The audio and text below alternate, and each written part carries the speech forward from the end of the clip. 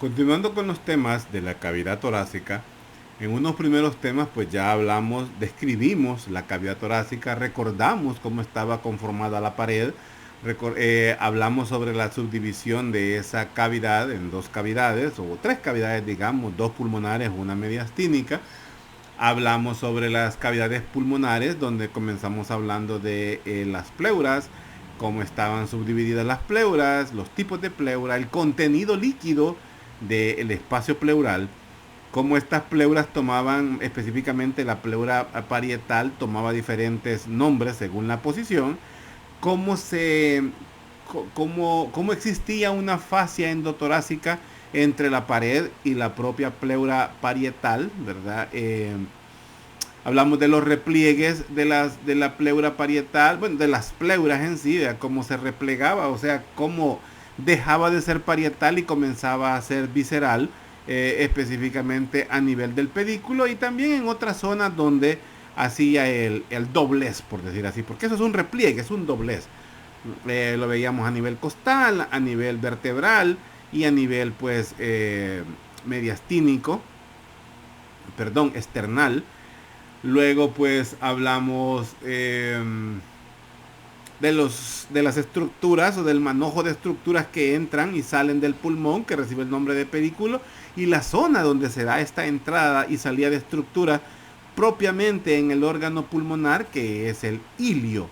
Veíamos como había parte, una extensión del repliegue de la pleura que fijaba al pulmón, que recibe el nombre de ligamento pulmonar. Y bueno, es de lo que hemos logrado hablar. Nos falta hablar del mediastino, o sea, de las estructuras que están al interior de este y que de una u otra forma en las caras mediastínicas de los pulmones les crean impresiones o les crean, lo señalan, por decir así, porque por la compresión de las estructuras crean marcas permanentes en el parénquima del pulmón.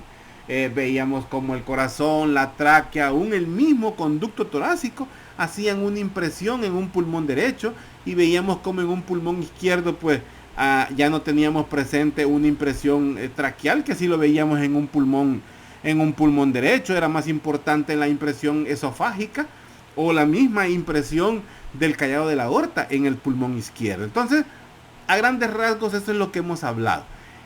Tenemos que seguir hablando del mediastino, que son las estructuras internas, pero antes de ello vamos a subir para hablar de las estructuras que conforman las vías aéreas respiratorias, las vías respiratorias superiores, teniendo en cuenta que las vías respiratorias superiores inician en la nariz y en la cavidad nasal. Pero eso ya fue parte del contenido que desarrollamos en el cómputo 1. Entonces vamos a retomar la clase o vamos a retomar esta parte de la anatomía del sistema respiratorio inmediatamente después de las coanas, es decir, donde inicia la faringe. Y vamos a ver cómo existen tres porciones de la faringe, que eso es parte de la clase que vamos a hablar hoy. Entonces ahí retomamos la clase, teniendo en cuenta que hablaremos de la primera porción, no, hablaremos de la parte superior del aparato respiratorio, de las vías respiratorias superiores. Mucha vuelta realmente, lo estamos enchivolando mucho. Vamos a hablar de las vías respiratorias superiores. Estas van desde la cavidad nasal hasta la laringe, específicamente hasta el cartílago cricoide. Pues de eso vamos a hablar hoy. Vamos a hablar de la faringe y de la laringe y una parte de la tráquea, que es como se continúa, pero eso ya es vías respiratorias inferiores. Y ahí, ya cuando hablemos de la tráquea, pues estamos entrando al terreno del mediastino. Entonces vamos a hablar de estas estructuras que están por fuera del mediastino, porque son estructuras propias del cuello y de la cabeza. Entonces de eso es lo que vamos a hablar hoy. Faringe y laringe. Pongamos atención. Entonces pues hablaremos pues de vías respiratorias superiores, recordando lo que decía al principio, pues vea que comienza en la nariz, luego una cavidad nasal, la faringe, la laringe, la tráquea, el bronquio principal, o sea, el árbol bronquial y los pulmones. Entonces eso es en sí todo el sistema respiratorio, pero vías respiratorias superiores es hasta esta zona que se da la transición entre la tráquea y la laringe. Son estructuras pues que tienen característicamente en sus paredes cartílago. Estas son las estructuras que conforman las vías respiratorias, o sea, todas las vías respiratorias, superiores e inferiores. Recordando que la parte más pequeña funcional de un pulmón es el segmento broncopulmonar, porque tiene componentes venosos y arteriales, o sea, ramas de la arteria pulmonar y afluentes o tributarias de la vena pulmonar. Tiene bronquíolos terminales y bronquíolos respiratorios, y también hay sistema linfático o vasos linfáticos. Sigamos, también vamos a ver ramas de la arteria bronquial. Funciones del aparato respiratorio, pues ya sabemos, intercambio de gases, o sea, este es un fenómeno químico. Otro fenómeno químico importante, regular el pH sanguíneo gracias a una contribución en el bicarbonato. Y ya sabemos que a nivel nasal pues hay receptores del olfato propios del primer par craneal, específicamente en el techo de la cavidad nasal, en la zona del hueso etmoides. Vamos a ver que hay unas vibrisas nasales que tienen una función de filtrado a nivel pues de el vestíbulo nasal. También colabora la cavidad nasal o el aparato respiratorio en sí pues en la fonación, y también pues excreta pequeñas cantidades de agua y calor para humedecer y darle temperatura ideal a el aire que se inspira. Hablemos de la faringe. La faringe pues se divide en tres porciones: una nasofaringe, una bucofaringe o orofaringe y una laringofaringe. Nasofaringe desde el techo de la cavidad craneal o posterior a las coanas hasta el paladar blando. Desde el paladar blando hasta un punto en relación con el hueso yoides, orofaringe. Y desde el hueso yoides hasta el cartílago cricoides, laringofaringe. Vamos a ver pues que la faringe es un embudo, es una estructura en forma de embudo, más o menos 13 centímetros. Y pues este inicia posterior a las coanas o inferior a la base del cráneo y termina a nivel del cartílago cricoide. Cartílago que es propio y es el último cartílago de la laringe. La pared pues va a estar compuesta por músculos. Ojo, esta es una estructura muscular, músculo esquelético. En alguna literatura pues nos habla de que hay músculo liso involucrado, pero principalmente es músculo esquelético. Y este músculo pues está revestido por mucosa.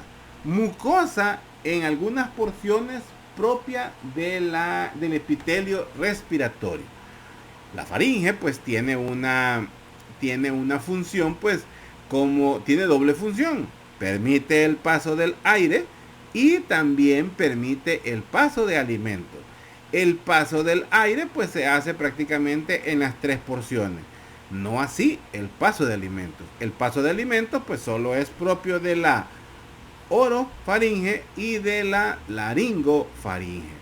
Otra función pues importante de la faringe pues es la que actúa como una caja de resonancia, dándole timbre, dándole personalidad pues a la voz. Además, vamos a ver que es una estructura donde se resguardan las amígdalas, es decir, tejido linfoide asociado a la mucosa que tiene importantes funciones inmunológicas. Funciones inmunológicas necesarias contra las injurias externas, cuerpos extraños, virus, bacterias y todo lo que represente un daño al organismo es controlado en un primer cuartel, específicamente en la faringe. Lo hace un grupo de estructuras linfoides que reciben el nombre de anillo de Waldeyer. Son amígdalas que encontramos a la entrada de la trompa de Eustaquio, amígdalas que encontramos en la pared de la de la nasofaringe, amígdalas que encontramos también en la zona de la laringofaringe, específicamente las amígdalas linguales y las amígdalas palatinas. Cuando hablamos de los músculos de la faringe, volviendo hacia los músculos de la faringe, se olvidaba mencionar que estos están dispuestos en dos capas. Una capa externa, esta está ubicada de forma circular, y una capa interna que está ubicada de forma longitudinal. Es decir, la capa extrínseca es circular y la capa intrínseca es longitudinal. Los músculos son músculos esqueléticos. Estos músculos, cuando se relajan, estos ayudan a mantener la permeabilidad. O sea, relajados ellos permiten que el aire entre fácilmente, entre y salga. Pero cuando se contraen, estos ayudan en la deglución.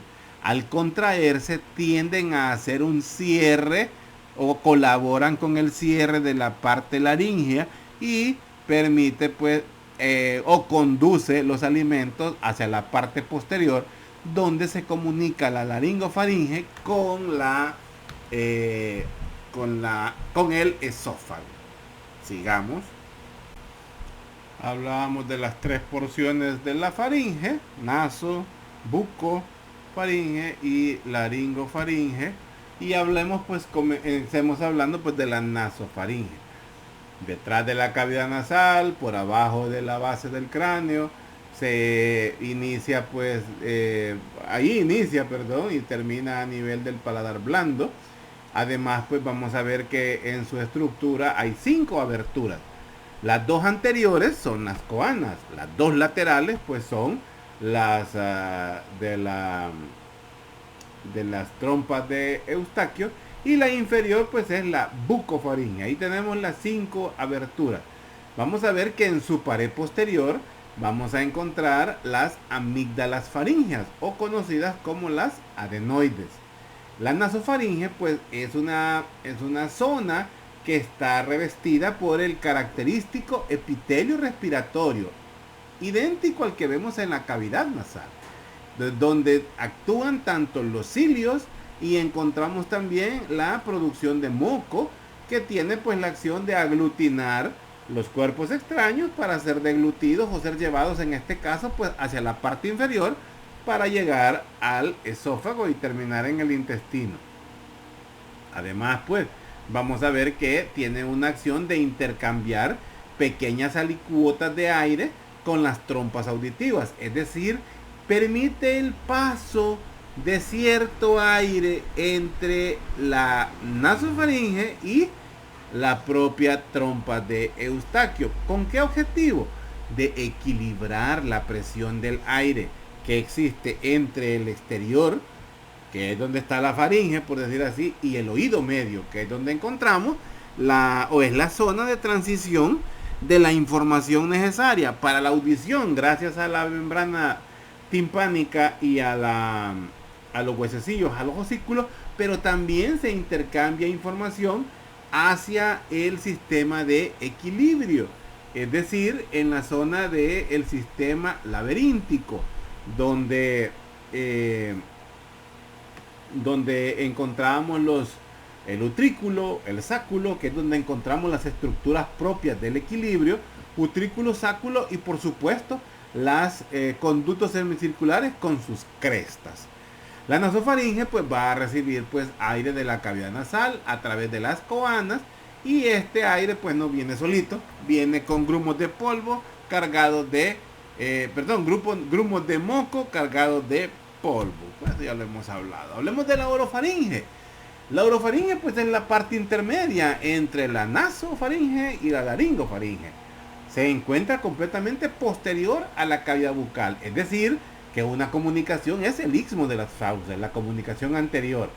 Esta porción de la faringe, la orofaringe o bucofaringe, inicia a nivel del paladar blando y termina a nivel del hueso yoides.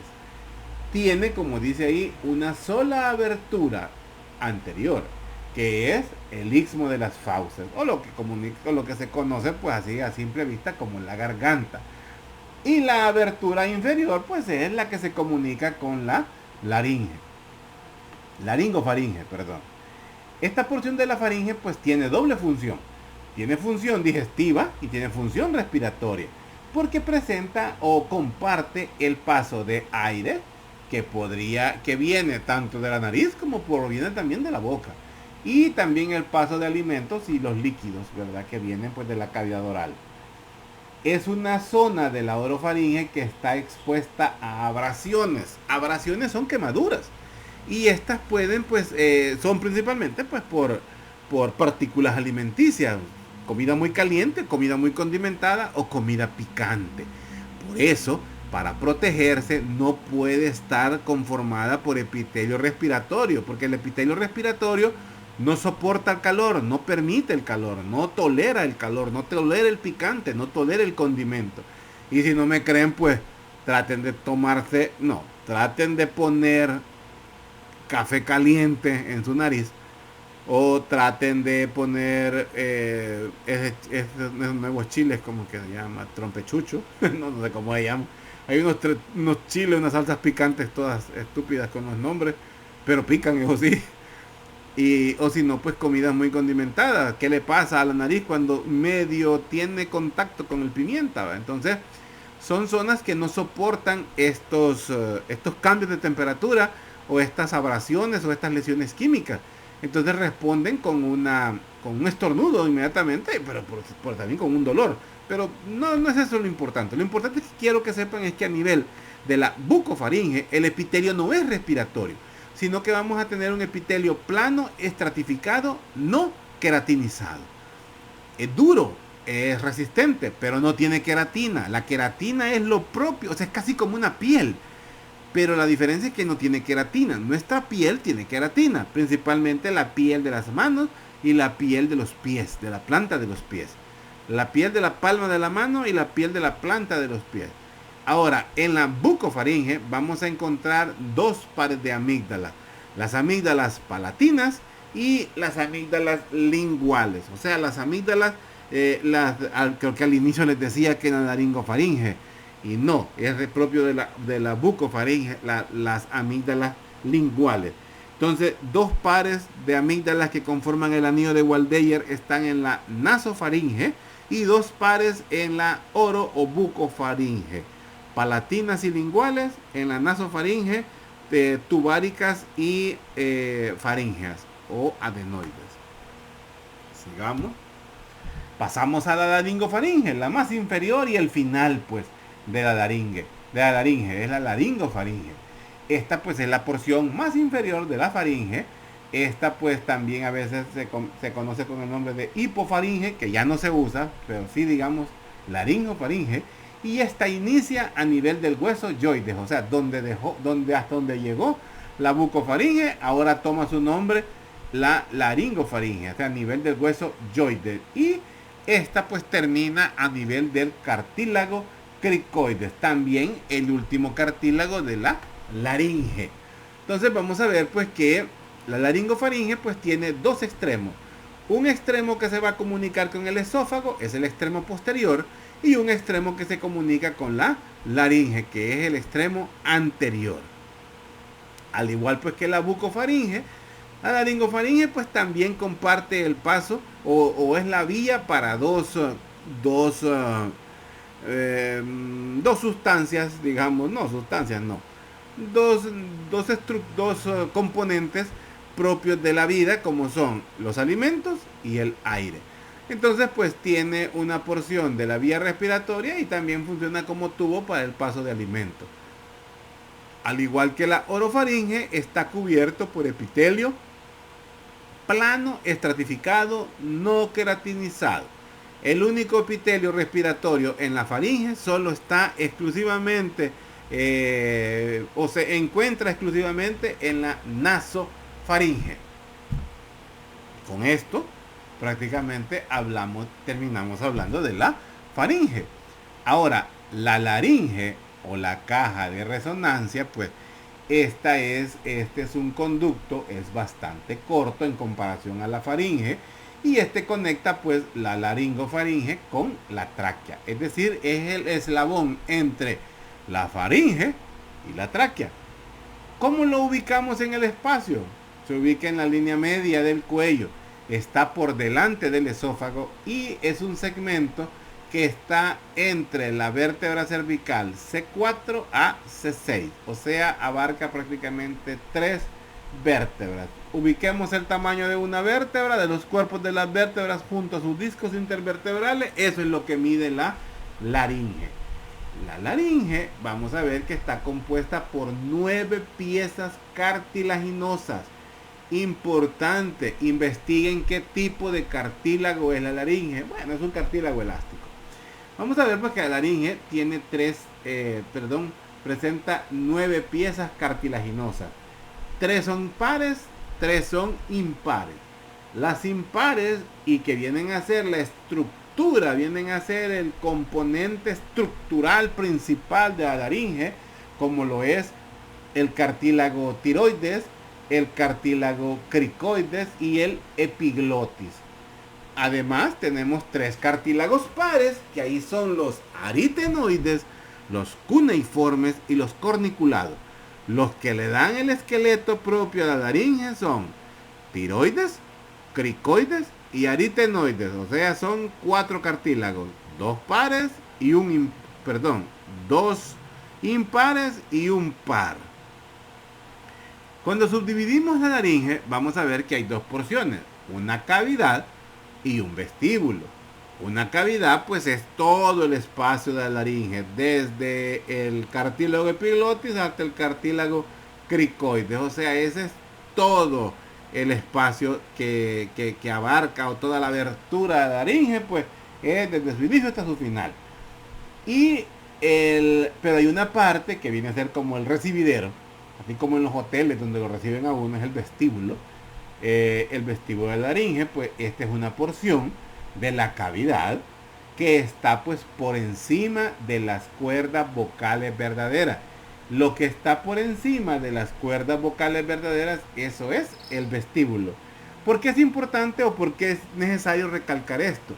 Porque la laringe pues puede cerrarse por completo, ya sea por acción del cartílago epiglotis, pero también se cierra por completo. Es un sello más hermético gracias al acercamiento o a la desaparición de la rima glótica, que ya más adelante lo vamos a ver, que es lo que cuando se unen las cuerdas vocales verdaderas. Entonces esa parte que queda por arriba, que dentro de esa zona del vestíbulo de la laringe quedan incluidas las cuerdas vocales falsas, pues a eso se le llama vestíbulo de la laringe. Entonces, los cartílagos con importancia funcional, estructural, pues de la laringe, pues son los cartílagos cricoides y se me fue, tiroides y cricoides, y los cartílagos permítame que estoy viendo algo aquí, y los cartílagos pues aritenoides, que además pues tienen una función extra, porque son pues los más importantes en función de influyen en los cambios de posición y por supuesto pues también de la tensión de los pliegues vocales, o sea, de las cuerdas vocales verdaderas, y estos pues son los que participan directamente en el habla. Así como en la faringe vemos unos músculos, la laringe también tiene otros músculos. Tenemos una porción de músculos extrínsecos, que son los mismos músculos relacionados con el hueso yoides, y los músculos intrínsecos, de los cuales vamos a hablar más adelante, que estos se unen a los cartílagos y son los que permiten el movimiento de estos para producir pues para producir pues el habla. Para comprender pues la ubicación de los diferentes cartílagos del tiroides, pues tenemos esta imagen pues donde se evidencia los cartílagos impares como el epiglotis, el cartílago, los corniculados de los pares, que son las puntitas que como ya su nombre tienen forma de cuerno. Cartílago tiroides es el más prominente. El cartílago aritenoides son pares en la parte posterior. El cartílago cricoides, ¿verdad?, en la parte posterior, y también en la parte pues anterior lo vemos. Entonces son los cartílagos principales que vemos en en la laringe, ¿verdad? Los corniculados, los cuneiformes, el tiroides, el epiglotis y el cricoide. Ya decíamos o remarcamos pues que los más importantes por la función del habla pues son los aritenoides, porque influyen en los cambios de la posición y tensión pues de los pliegues vocales. Aquí pues para entender el esqueleto, ¿verdad?, de la laringe, que es completamente gracias pues a cartílagos, que son estos que vemos acá. Luego pues hablamos del cartílago así en características de cada uno de ellos, pues el tiroides, que es conocido como la nuez de Adán, gracias a un estímulo hormonal, pues tienden a ser más robustos, más grandes en el hombre. Cartílago epiglotis, pues que actúa como una tapadera. Cartílago cricoides, pues que realmente viene a ser un reparo anatómico, porque nos ayuda a delimitar el final pues de la laringofaringe o de la faringe en sí. Los cartílagos eritenoides, pues que son importantes porque modifican los ligamentos vocales, o las cuerdas vocales. También pues son los que se articulan con el cartílago cricoide, y los cartílagos corniculados y cuneiformes, pues que vienen a ser parte del sostén de las cuerdas vocales.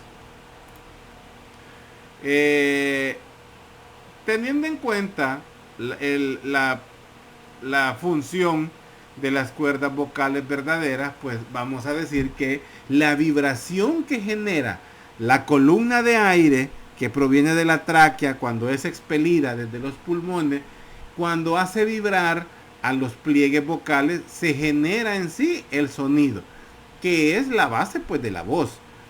Esto además pues necesita de otras estructuras que le ayuden a convertir el sonido en lo que conocemos como un lenguaje. Y ahí está involucrada la faringe, la boca, la cavidad nasal y hasta los mismos senos paranasales.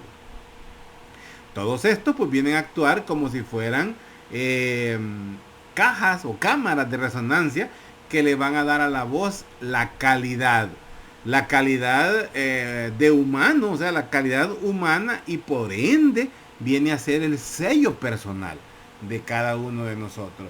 Aunque a veces la voz se parece, por ejemplo, entre hermanos, a veces la voz se parece, es idéntica a la voz, pero tiene su personalidad, tiene su timbre, tiene un nombre, eso que no me acuerdo ahorita, tiene su característica especial, única y personal, que le da a la voz la individualidad de cada uno. Entonces, en sí, pues los sonidos, por ejemplo, los sonidos de las vocales.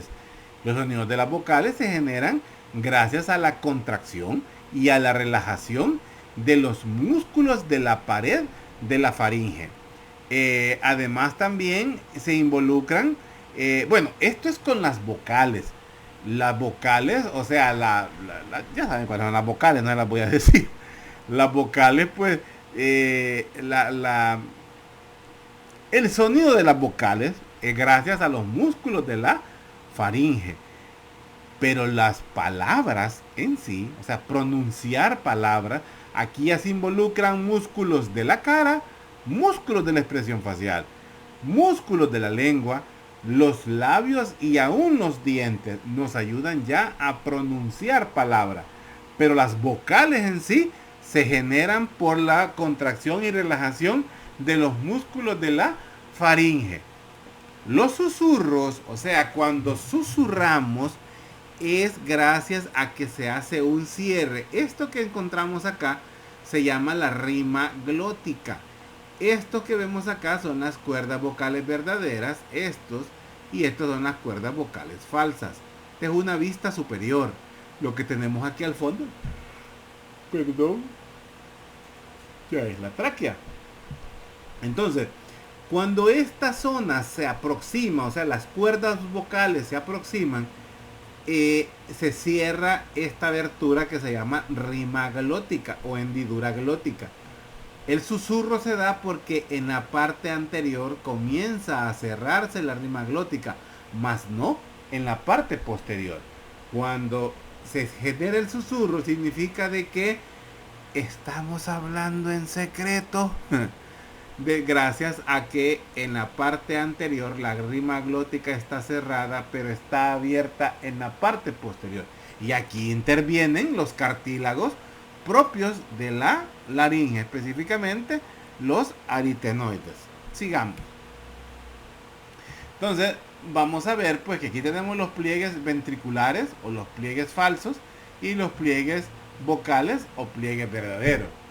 Podemos decir que estos pliegues ventriculares o cuerdas vocales falsas no tienen una participación en la producción de voz, pero sí ayudan a contener la respiración, y esto lo hacen también colaborando con las cuerdas vocales verdaderas para aumentar la presión en la cavidad torácica. Esto pues es importante a la hora que tenemos que levantar cuerpos extraños.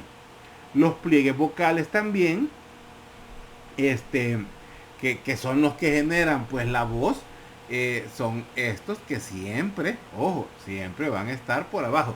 Algo que quiero que esta diapositiva me gusta porque nos ayuda a ubicar las posiciones. El cartílago aritenoide con el cartílago corniculado y el cartílago aritenoide con el cricoide están ¿cómo se llama? Están fusionados, están articulados. Más no, el cartílago cuneiforme no está articulado con el cartílago aritenoide. Está más que todo articulado con el cartílago cuneiforme, ¿verdad? Corniculado con el cuneiforme, para que veamos esta posición. Porque cuando lo vemos de atrás para adelante se ve diferente, como que estuvieran aledaños, y no, están separados. Hay un repliegue en esta zona muy importante. Entonces vamos a ver pues que estos entre los cartílagos vamos a encontrar pliegues de ligamentos que están estirados, son ligamentos elásticos, y estos pliegues también hay unos elásticos, hay otros que son rígidos. Dentro de los pliegues rígidos están los pliegues vocales, que estos actúan como si fueran cuerdas de guitarra, así para compararlo, así prácticamente. Cuando hablamos de los músculos intrínsecos de la laringe, vamos a ver pues que estos tienen una inserción tanto en los cartílagos rígidos como también en los pliegues vocales. Cuando estos se contraen, o sea, cuando estos se tensan, vamos a ver que los ligamentos elásticos tienden a estirarse, y pues por ende también estiran pues a las cuerdas vocales, y así pues se va generando, junto con la apertura y el cierre de la rima glótica que se va estrechando, vamos a ver que van a ir generando pues los diferentes tonos de sonidos que, gracias a las otras estructuras, pues le dan el timbre necesario pues a la voz. Cuando los músculos se relajan, pues se va a ir variando la tensión en los pliegues vocales.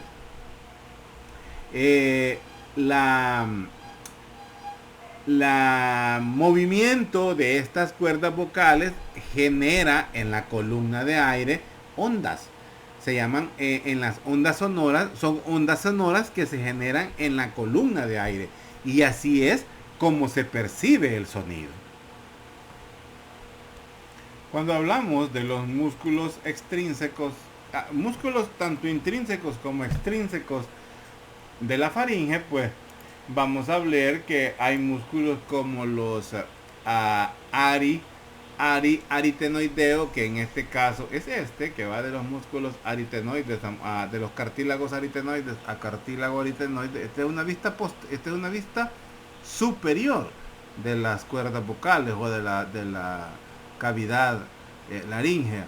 Los aritenoideos o aritenoideo transverso, el mismo, estos pues tienen una función de que cuando se contraen, estos acercan a los cartílagos aritenoides a la línea media, por ende cierran la rima glótica. Estos son las cuerdas vocales verdaderas. Esto que vemos acá son las cuerdas vocales verdaderas. Estos están unidos a los cartílagos aritenoides. Entonces cuando estos se acercan, o sea, estos los aproximan, también se va cerrando la rima glótica. Luego tenemos el tiroaritenoideo medial, es este que vemos acá. Es el mismo músculo conocido como el músculo vocal. ¿Qué hace este? La contracción va a generar distintos grados de tensión, o sea, lo estira, o sea, lo acerca o lo estira. Cuando se contrae, se acerca. Cuando se relaja, se estira. Entonces, esto lo que hace es regular el tono de la voz. Lo hace más grave o lo hace más agudo.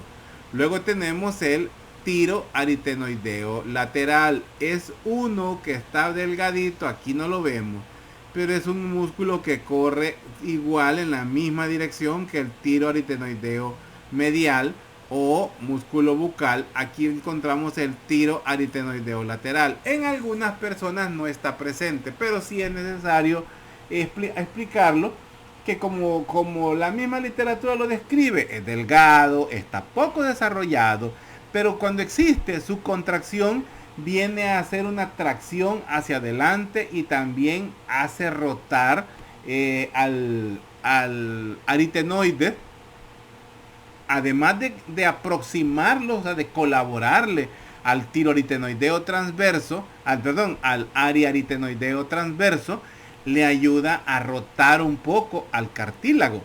Entonces, cuando lo hace, pues tiende a modificar la cámara ventricular, le da un tono especial a la voz.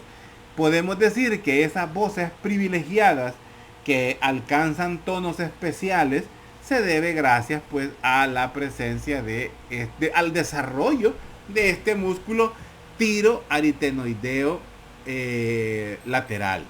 Luego tenemos un cricoaritenoideo posterior, que es este que vemos acá.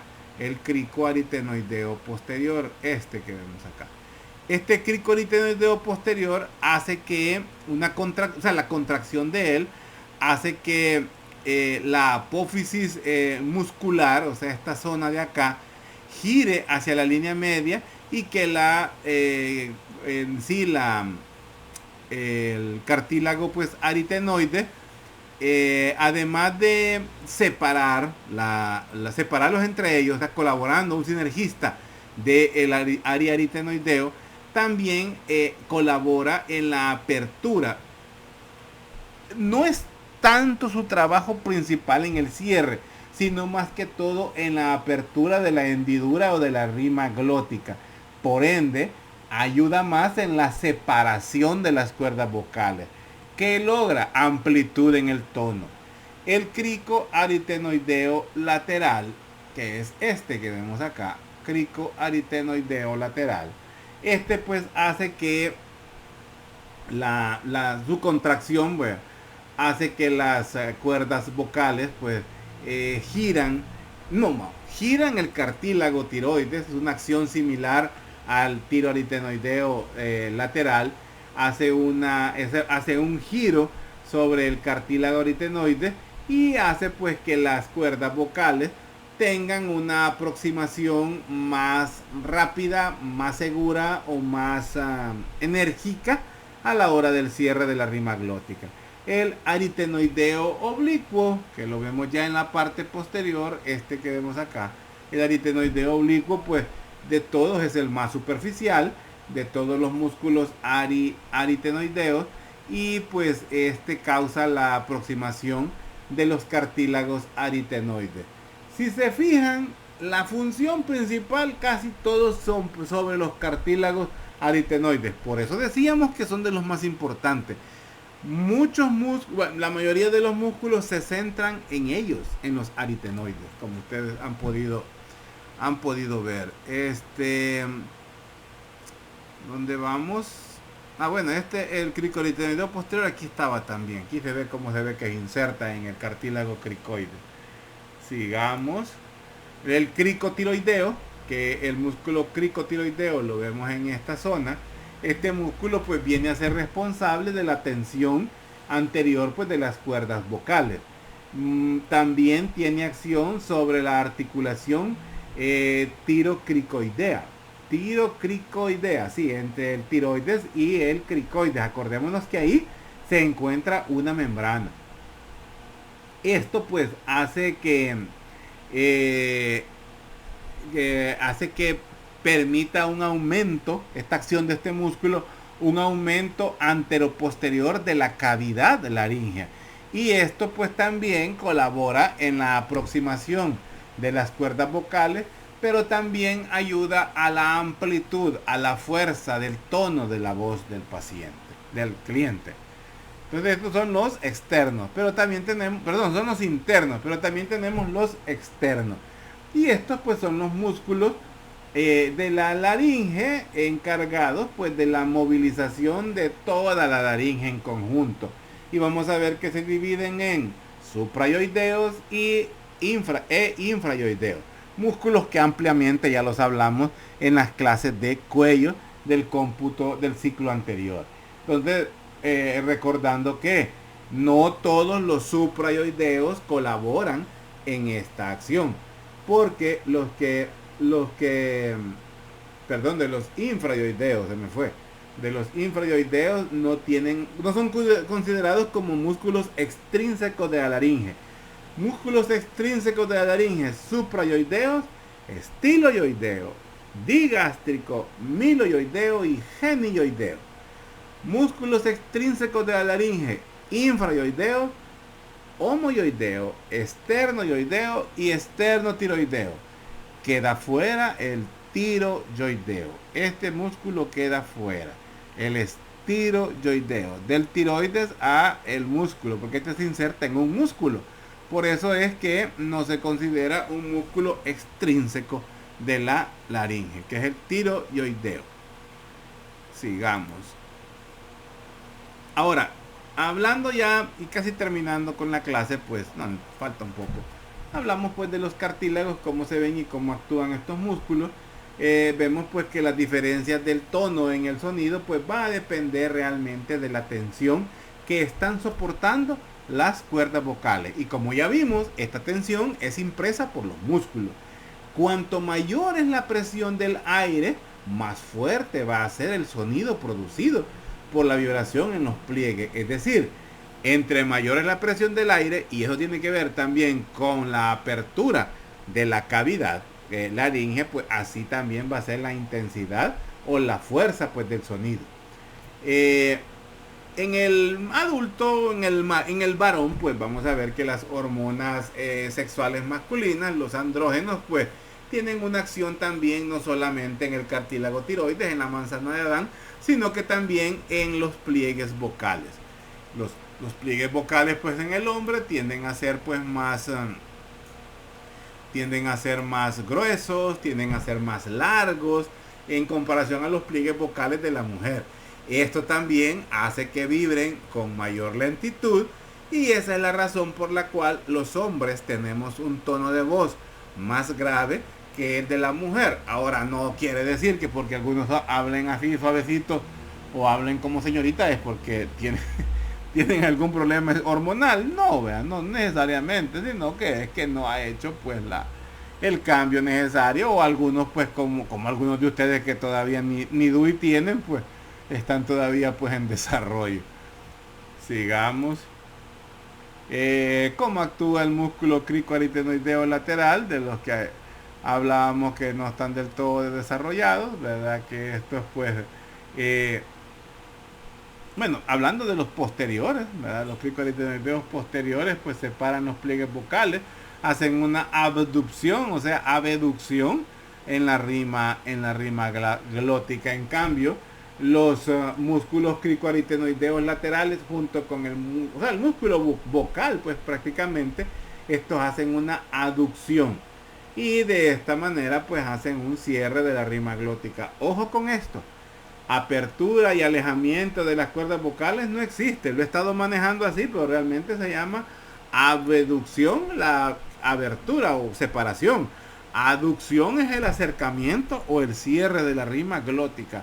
Así lo vemos a nivel de ligamentos y cartílago, así se ve en el órgano como se ve cerrado, las cuerdas vocales y las cuerdas falsas pues laterales ahí. La voz pues es un fenómeno que gente pues sí, se genera pues gracias a la vibración de lo que hemos venido hablando, sobre los pliegues vocales, sobre las cuerdas verdaderas.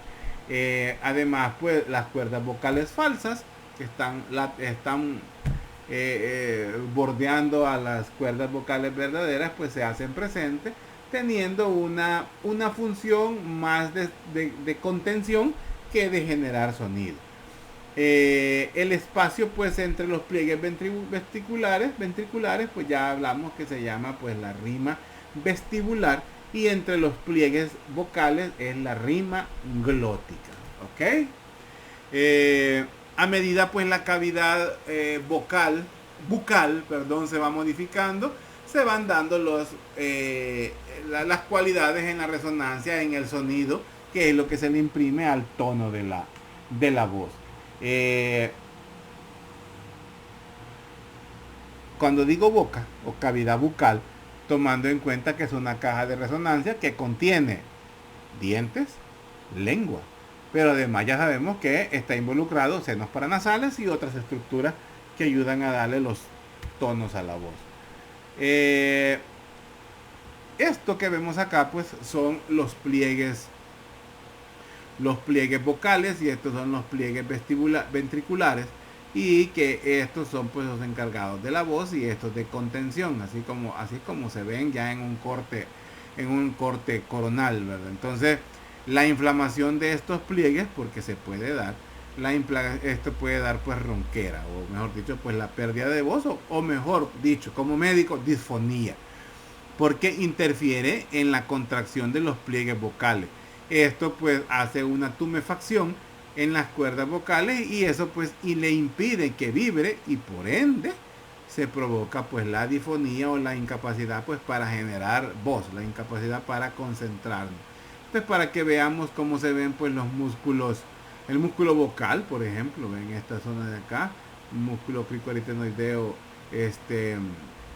medial, ¿verdad? El músculo vocal, los músculos tanto externos, ¿verdad? Y internos de la faringe, como los constrictores inferiores de la faringe, y bueno, solo para tener una idea. Sigamos.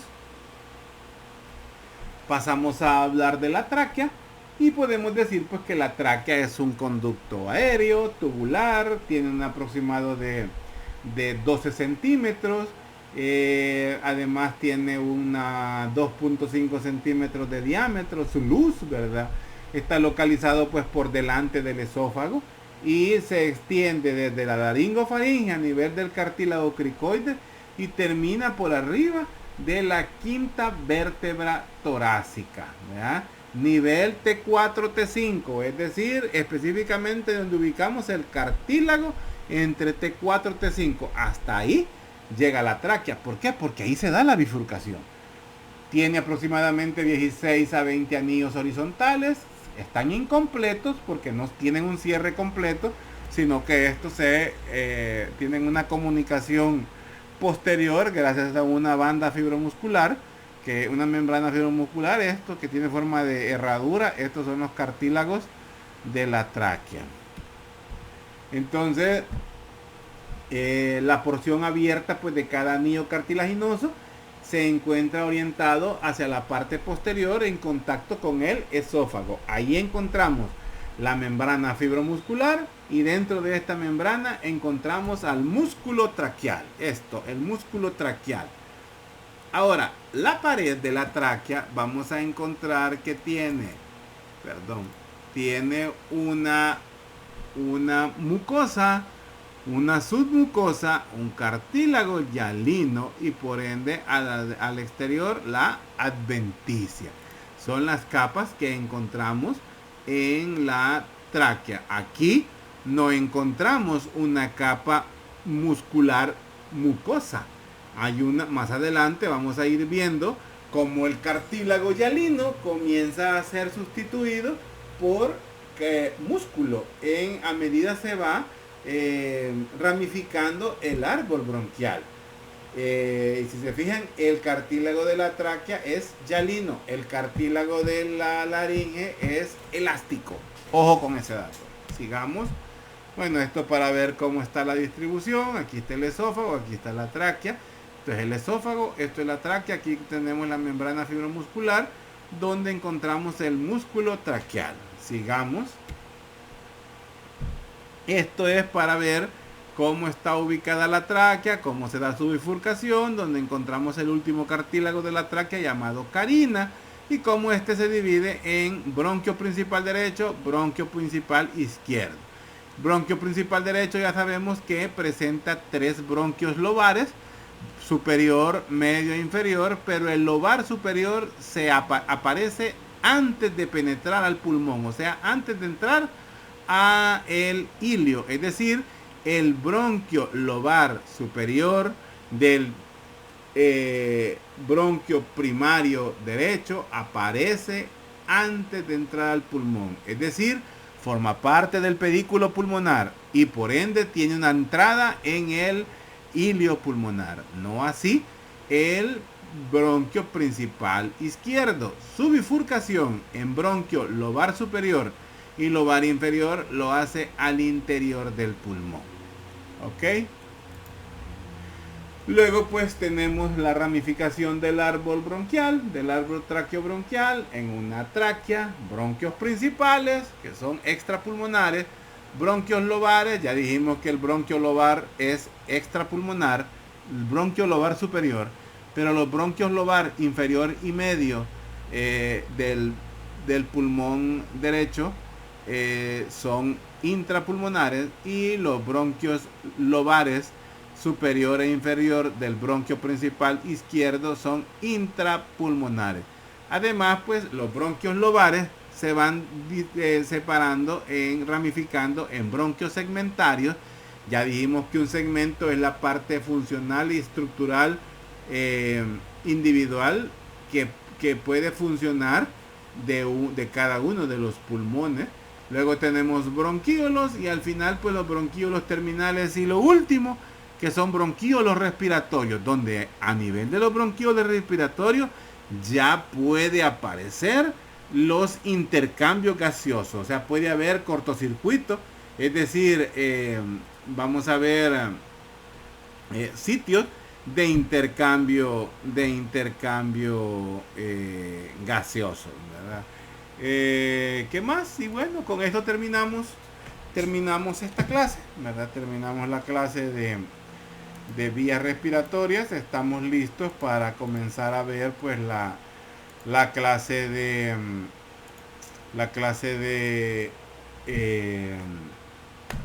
se me fue, mediastino. Comenzaríamos a ver pues la clase de mediastino. Entonces nos quedamos hasta aquí, jóvenes. Es una clase dirigida a los del grupo B, que es con los que vamos un poco atrasados, pero la vamos a compartir con los del grupo A para que sirva de refuerzo.